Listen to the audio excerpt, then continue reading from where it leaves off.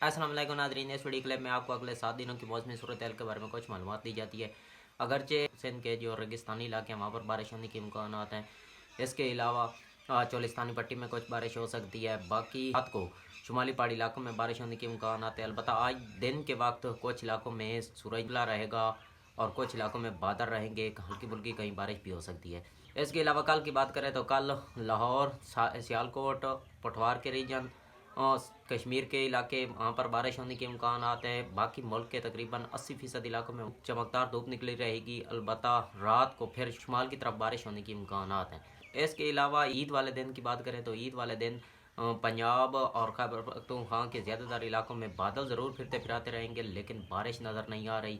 इसके अलावा वो सलमान के एरिया वहाँ पर बारिश हो सकती है। ईद वाले दिन जनूबी पंजाब के इलाके जो मुल्तान, मुजफ्फरगढ़, खानेवाल, यहाँ पर बारिश होने के इम्कान आते हैं।